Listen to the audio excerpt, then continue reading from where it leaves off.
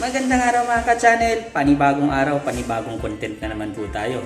And for today's video ay magluluto tayo ng isang masarap na pork gisado. So gisado lang, wala na tayong mga gagamiting tomato sauce. So kung paano ko lulutuin, yun ang dapat nyong panoorin. Kaya tara, let's go! At nai-ready na nga natin mga ka-channel ang ating mga gagamiting sangkap.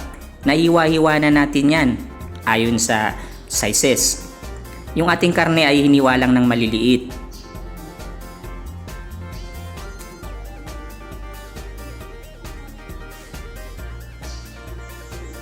Kaya umpisa na natin ang paggigisa. Inuna ko na dyan ang bawang. Samputsahin lang natin ng mga ilang segundo. Tapos isunod natin dyan ang sibuyas. Hayaan lang natin na maging translucent siya bago ilagay natin dyan ang ating kamatis. Optional naman po yan mga ka-channel. Pwede kayong maglagay, pwede namang hindi.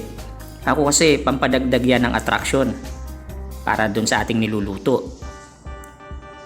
At sunod natin yung karne. Kung mapapansin nyo, humalo na yung kamatis. May ibang kulay dun sa ating karne.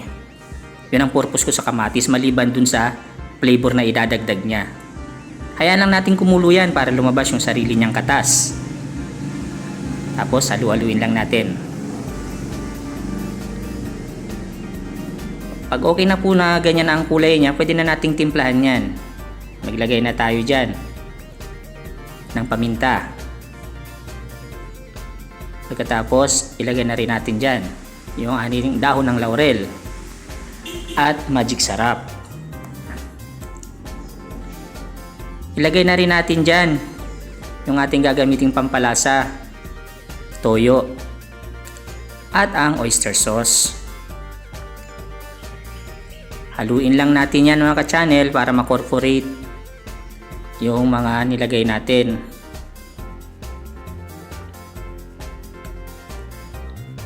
At maglalagay na rin tayo dyan ng isang basong tubig. Kasi hayaan natin munang maluto yung ating karne. Hayaan natin kumulo yan. Takpan na muna natin. Makalipas ang 5 minuto, ayan na siya. Kumukulo na. Medyo luto na yan. Kaya pwede na nating ilagay yung ating patatas. Ayan. Hintayin lang nating maluto yung ating patatas. Halu-haluin lang natin. Siyempre titikman natin yung lasa niyan. Para kayo na ang mag-a-adjust kung dadagdagan nyo pa ba ng asin o anong kulang. Pero sa akin okay na yan. Kaya inilagay ko na dyan yung green peas at yung ating bell pepper. Haluin lang natin yan. Tapos kapag sa tingin nyo okay na yung dami ng sauce, pwede na natin yan palaputin. Kaya nagtunaw ako ng cornstarch sa tubig at yan yung ginamit kong ating pampalapot. So ayan, ngayon na natin kumulo, tinalo-halo natin para maluto na siya at lumapot na nga. At eto na nga mga ka-channel ang ating pork gisado. Ginisa lang natin, kaya titikman na natin. Kain po tayo mga ka-channel.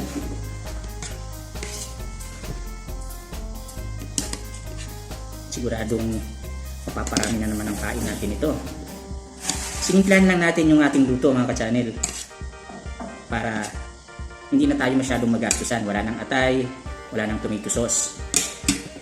Unang subo, syempre para sa inyo.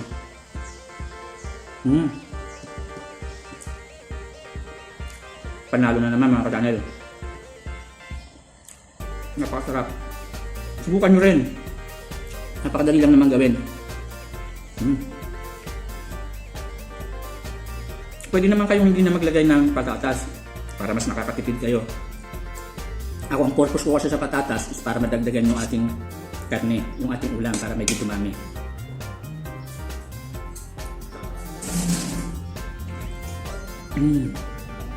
Mabe, ang sarap. Tapos pampagana.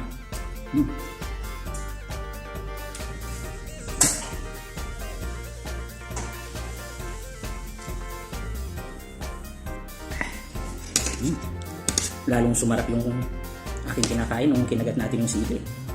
Lalong nagpapagaan na talaga. Mainit sa bibig.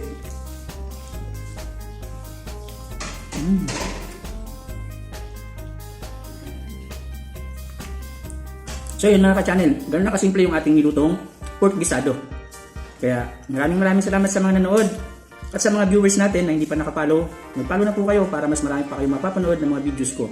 At may mga mapupulot naman kayong mga idea or paano ako magluto at pwede nyo kopyahin nyo. Kaya hanggang sa susunod ulit. Paalam!